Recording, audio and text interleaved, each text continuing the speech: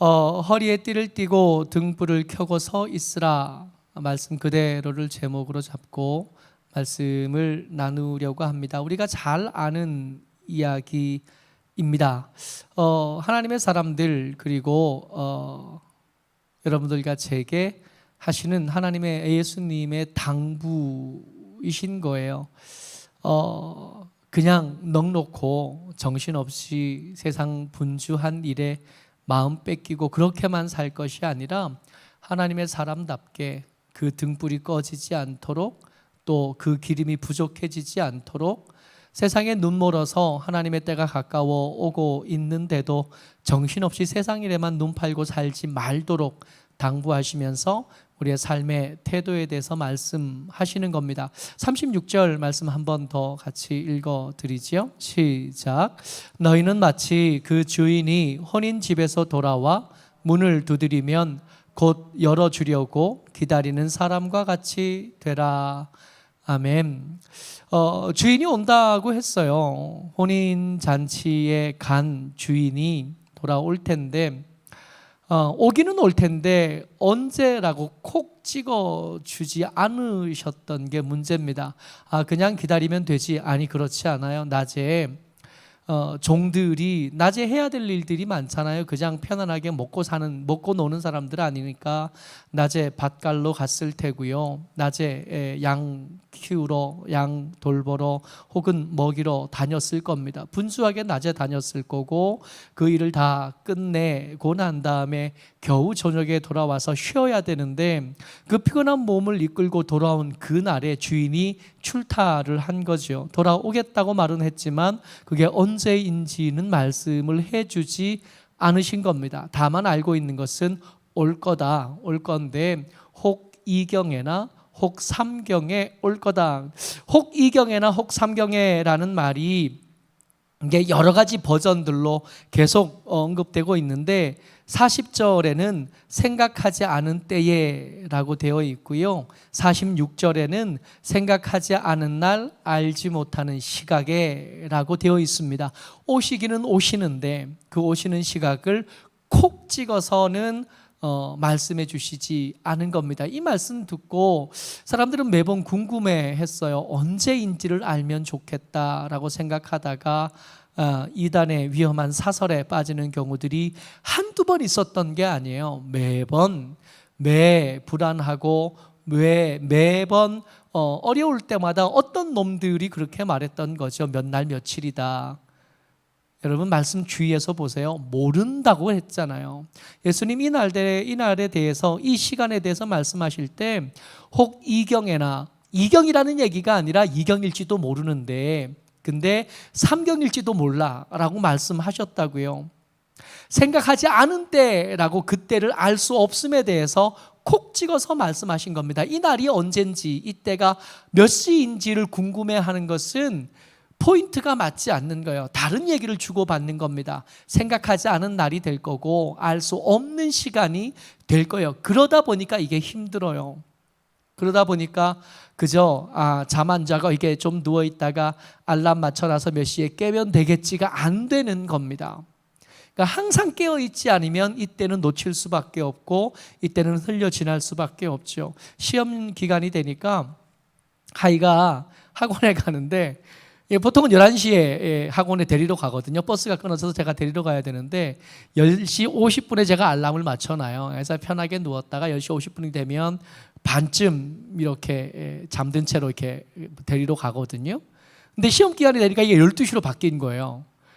12시 너무 애매해. 그래서 11시 50분에 알람을 맞춰놓고 근데 이게 이 알람 맞춰놓을 수 있는 시간이 아니라는 게 문제입니다. 그래서 허리를 띠고 등불을 켜고 서 있으라 하신 이 말씀을 그저 그냥 어느 때 잠깐 깨어있으면 되지가 아니라 삶의 패러다임을 바꾸고 삶의 습관을 바꾸고 통째로 바꾸지 않으면 결국은 이때 혹 이경일지도 혹 삼경일지도 모르는 그 시간은 놓칠 수밖에 없음을 말씀하고 계시는 겁니다. 이 말씀을 이렇게 들으면서 허리에 띠를 띠고 등불을 켜고 서 있으라 하신 말씀을 들으면서 떠오르는 장면들이 있는 거죠. 그때도 그랬지. 출애굽할 때 말입니다. 출애굽기 12장 11절 말씀이요. 같이 한번 읽습니다. 시작. 너희는 그것을 이렇게 먹을지니 허리에 띠를 띠고 발에 신을 신고 손에 지팡이를 잡고 급히 먹으라. 이것이 여호와의 유월절이니라.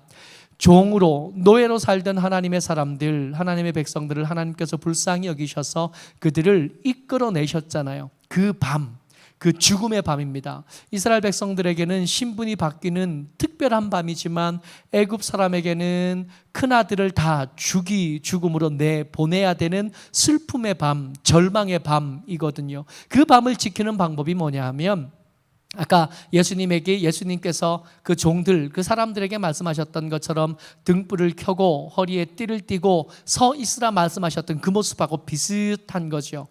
먼저 이 유월절을 준비할 때 해야 될 일이 청소부터 먼저 해야 됩니다. 집안에 혹시 누룩이 있지 않은지, 집안에 혹시 믿음과 상관없는 것, 애굽의 우상 섬기는 그 흔적들이 집안에 혹시 남아있지 않은지 살펴본다면 얼른 치워야 돼요. 그거 다 치운 다음에 어린 양을 잡는데, 이 어린 양을 잡을 때 혹시 우리가 먹을 것보다 많으면 남기면 안 되니까 이웃집하고 얘기해서 적당한 양을 구분해서 정해서 잡고 그 피를 문설주와 임방에 바른 다음에 삶아서 먹는 게 아니라 구워서 갖다 놓고 먹는데 미리 준비를 해야 됩니다. 옷 다 입고 먹는 거고요. 밤에 지금 늦은 밤에 식사하는 건데 옷 입고 먹는 거고 허리에 띠를 띠고 발에는 신발을 신고 손에는 지팡이를 들고 먹어요. 왜요? 언제든지 됐다 출발 신호가 나면 언제든지 그 먹던 거 얼른 치우고 들고 나가야 되는 거예요. 그러니까 이때 식사는 배부르려고 하는 식사가 아니라 앞으로 다가올 긴 여행을 위한 길양식인데 편안하게 앉아서 먹는 게 아니라 얼른 먹어요. 급히 먹어야 돼요. 허리에 띠를 띠고 등불을 켜고 서 있으라 한 말씀, 그 말씀은 이 출애굽기에 나오는 유월절을 지나는 하나님의 백성들의 모습하고 꼭 닮았는데 이때 무슨 일이 벌어졌냐 하면 400년 동안이라 노예로 살던 사람들이 자유인으로 신분이 바뀌는 밤인 겁니다. 늘 우리는 이걸 맨날 이 신분이 바뀌는 것에 대해서 별 감각이 없잖아요. 지금 딱히 노예 제도가 우리를 그렇게 불편하게 하지는 않으니까. 근데 지난 일제시대 때를 경험했던 우리 어르신들 같은 경우에는 나를 잃어본 서름, 그걸 아는 분들한테 이거는 더 크게 와 닿을 테고요. 우리도 정신 차려야 되는 것이 돈의 노예로 혹은 술의 노예로 혹은 정욕의 노예로 혹은 성공, 탐욕에 대한 노예로 살아가는 우리의 삶을 이렇게 들여다보면 그리 다르지 않아요. 그걸 바꿀 수 있는 기회가 생긴 겁니다.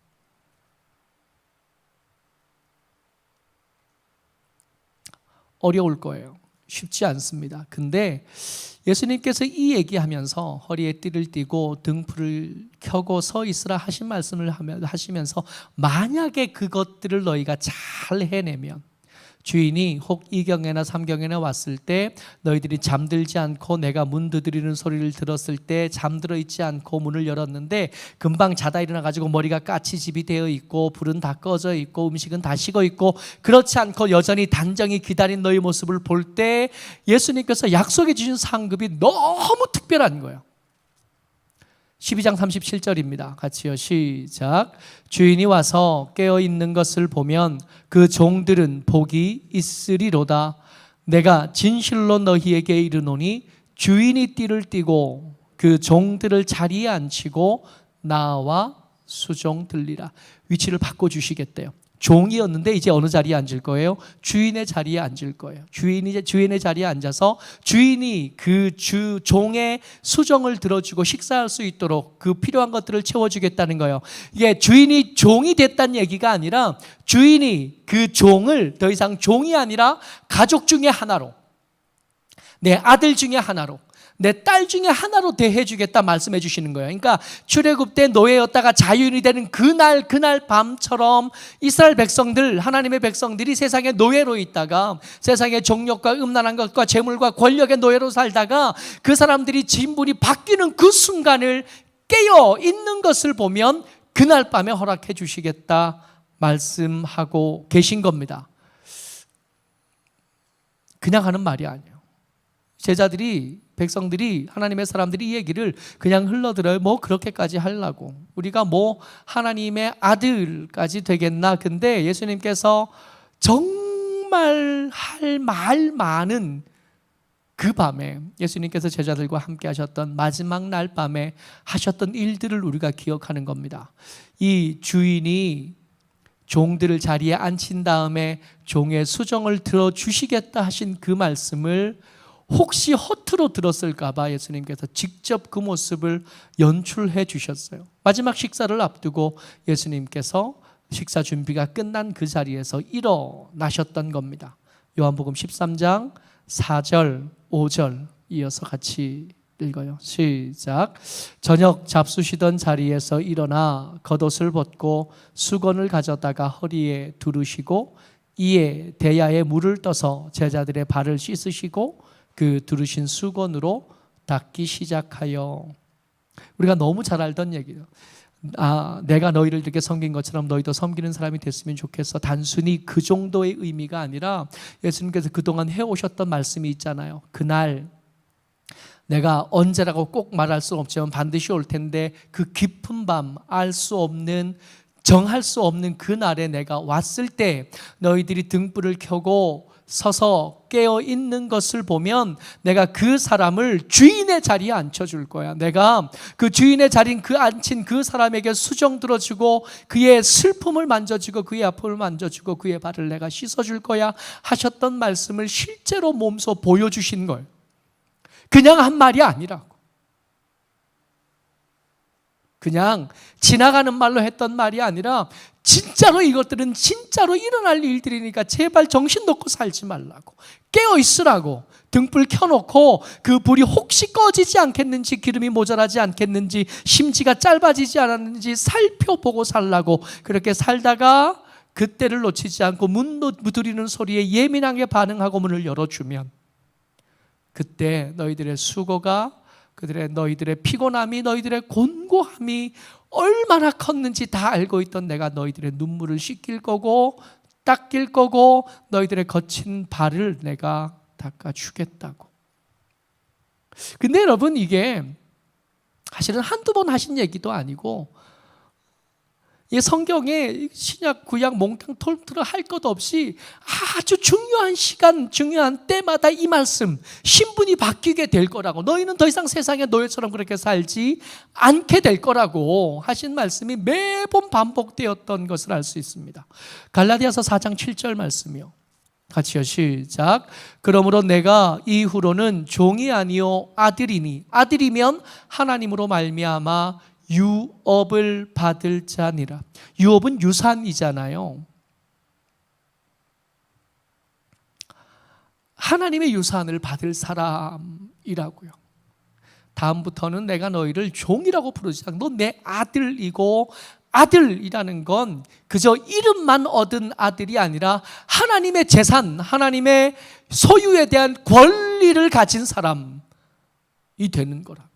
여러분, 이거 낯선 얘기 아니죠? 수없이 들었던 말씀이에요. 신약성경 어디를 웬만큼 찾아서 앞뒤로 몇 장만 읽으면 반드시 나오는 말씀들 중에 하나예요. 너희를 내 종이라 부르지 않고 내 친구라 부르겠고 내 아들이라 부르겠고 내 형제라 부르겠다 하신 말씀은 어디서나 찾을 수 있는 말씀이에요. 성경의 일관적인 가장 중요한 하나님의 말씀들 중에 하나인 거죠. 뿐만 아닙니다. 이사야 62장 2절에는 같이요. 시작. 이방 나라들이 내 공의를, 뭇 왕이 내 영광을 볼 것이요 너는 여호와의 입으로 정하실 새 이름으로 일컬음이 될 것이라. 여러분, 이 말씀, 이사야 62장 말씀은 이사야 선지자가 백성들을 보니까 이들이 믿음이 없어요. 이들은 하나님의 징계 가운데 떨어질 수밖에 없고 그 징계 가운데 노예로 팔릴 수밖에 없다는 걸 알게 된 거예요. 그래서 그들의 징계와 그들의 처참하게 될 인생, 그들의 고생, 그들의 환난을 말한 다음에 그 환난 받은 자리에서 끝날 게 아니라 하나님의 회복하시는 때를 맞이하게 될 텐데, 그 회복하는 때를 맞이하게 될 너희는 이전과 전혀 다른 새로운 이름으로 불리게 될 거라. 이제는 너희들을 패배자라고 부르던 것은 잊어버리게 될 거라고. 이제는 너희들을 실패한 사람이고 종이고 노예고 포로된 자로 부르던 것들을 다 지워버릴 거고 완전히 새로운 이름으로 너희를 부르게 될 거고, 그 새로운 이름을 얻은 너는 이방 나라들과 뭇왕들이 내 공의와 네가 얼마나 올바르게 됐고 반듯하게 되어졌는지를 보게 될 거고, 네가 얼마나 영광스러운 사람이 되었는지를 숨겨지지 못해서 다 보게 될 거라고. 신분이 바뀌게 될 거라고. 이제는 너희를 종이라 부르지 않고 아들이라 부를 거라고. 우리가 오늘 이 말씀 보시기 전에 그 전에 봤던 그 본문에 무슨 얘기가 있었냐 하면, 예수님, 우리 형이 유산을 독차지했는데 그거 나하고 좀 나눠 가질 수 있도록 좀 말씀 좀 해주십시오 하고 찾아왔던 그 동생에게 하셨던 말씀이에요. 세상의 물질로 그 물질을 아버지의 유산을 받지 못한 것으로 세상을 다 잃은 것 같이 주저앉아 있는 예수님을 재산을 나누는 사람 혹은 재판관으로만 대하는 그 아들, 그 동생에게 예수님이 안타까움을 담아 말씀하셨던 거예요. 누가복음 12장 28절 말씀입니다. 시작. 오늘 있다가 내일 아궁이에 던져지는 불도 하나님이 이렇게 입히시거든 하물며 너희 일까 보냐. 믿음이 적은 자들아 답답아 언제까지 그렇게 살래. 종 아니라고, 아들이라고.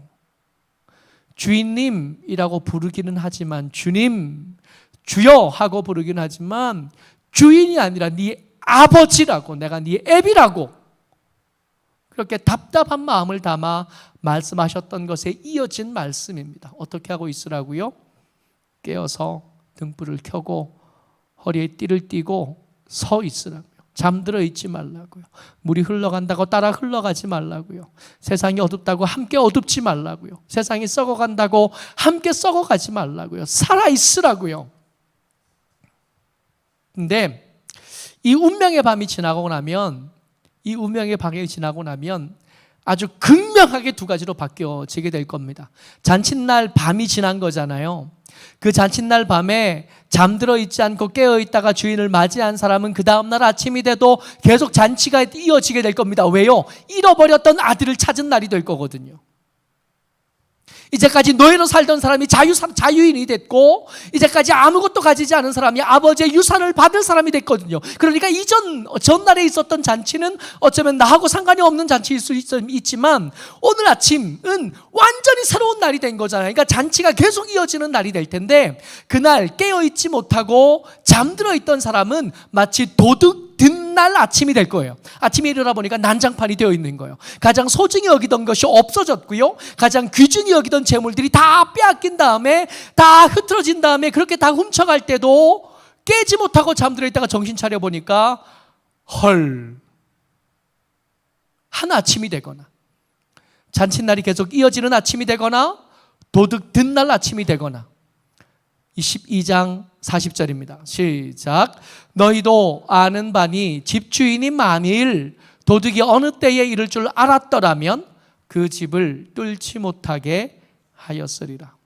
무슨 얘기냐 하면, 몰랐는데요 라고 말할 거라는 겁니다.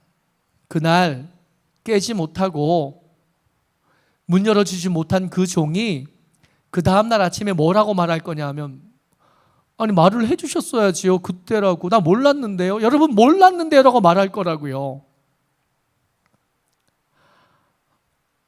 몇 번이나 얘기를 해요. 뭐 그렇게 예수님이 제자들 자리에 앉히고 발 씻어주는 걸 봐도 모르고, 수십 번 수백 번이나 얘기를 해도 모르면 뭐 할 수 없지 어쩌겠어요. 할 수 없으니 어쩌겠습니까? 많은 이 답답함은 어떡하죠? 그동안 수백 번 말한 예수님의 그 답답한 속은 어떡할 거예요? 속 터지지 않겠어요? 몰랐대잖아요.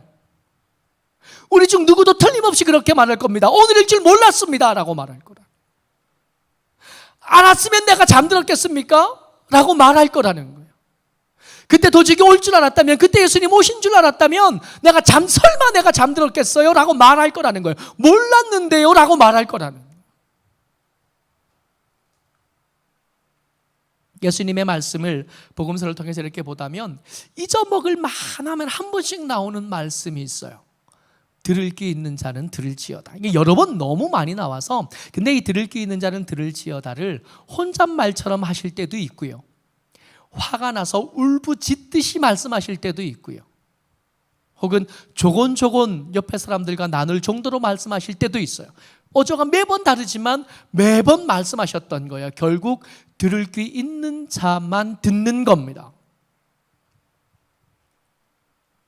아무리 말해도 어차피 못 들을 사람은 못 들을 거란 얘기예요. 아무리 그 자리를 앉혀놓고 발 씻어줘 봐야 어차피 관심 없는 사람들은 못 들을 거라는 겁니다. 오늘 말씀의 제목은 이거예요. 말씀을 그대로 따왔습니다. 허리에 띠를 띠고 등불을 켜고 서 있으라고요. 잠들어 있으면 도둑든 날 아침을 맞이하게 될 거라고요. 혹시 내 기도의 등불이 꺼져 가고 있지 않은지, 혹시 내 믿음의 기름이 다 달아서 위태위태해지고 있지 않은지, 내 믿음의 심지가 다 타버려서 이제 조금밖에 남지 않아서 조금 있으면 꺼지게 되고 있지 않은지 살펴봐야 될 거 아니에요. 기름이 모자라다면 얼른 사와야죠. 심지가 이게 다 탔다면 좀 도두어 줘야 될 거 아니에요. 바람에 흔들린다면 주위에 뭔가를 좀 둘러야 될 거 아니에요. 바람에 꺼지지 않도록. 틀림없는 것은 밤이 점점 더 깊어질 거라는 겁니다. 우리가 믿음을 지키는 일들이 점점 더 어려워질 거고, 우리가 믿음을 지키도록 악한 것들은 그냥 내버려 두지 않을 겁니다. 점점 더 치명적인 유혹이 될 만한 것들로 우리에게 말을 건넬 거고, 달콤한 것들로 우리에게 제시할 거라는 겁니다. 그렇게 우리의 심지를 짧아지게 할 거고, 그렇게 기름이 떨어지는지도 모르고 살도록 할 거고, 그렇게 바람이 심하게 부는데도 당신의 딴 데 정신이 팔려서 그게 흔들리는지 꺼져가는지도 모르게 만들 거라는 거예요. 그리고 도둑이 든 날 아침으로 아침을 맞이하도록 만들 거라는 겁니다. 모쪼록 저와 여러분들, 세상은 점점 더 밝아지지 않을 겁니다. 기술은 아무리 발달하고 경제가 아무리 발달해도 경제가 발달해진 만큼 우리들은 믿음은 더 위태로워질 거고, 세상이 점점 더 발달되는 만큼 우리의 마음은 점점 더 산만해질 거고, 주를 바라보는 시선이나 믿음을 지키는 일이나 더 어려워질 거고, 길은 좁아질 겁니다. 깨어있지 않으면, 등불이 꺼지는지 살펴보지 않으면 우리 믿음은 분명히 있었는데, 없지는 않았는데, 이건 믿음 없는 사람들 얘기가 아니거든요. 교회 안에 있는 사람들을 향한 말씀이신데, 언젠가 분명히 믿음이 있었던 것 같은데 지금은 확신할 수 없는, 그러다가 도둑 든 날 아침을 맞이하게 될 거다 말씀하고 계시는 겁니다.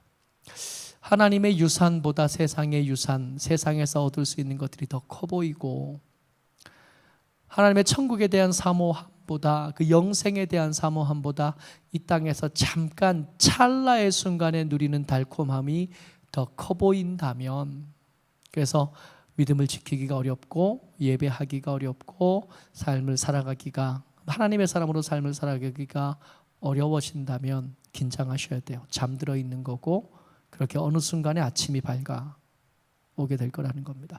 모쪼록 저와 여러분들 서로에게 응원이 되어줬으면 좋겠습니다. 깨어있도록.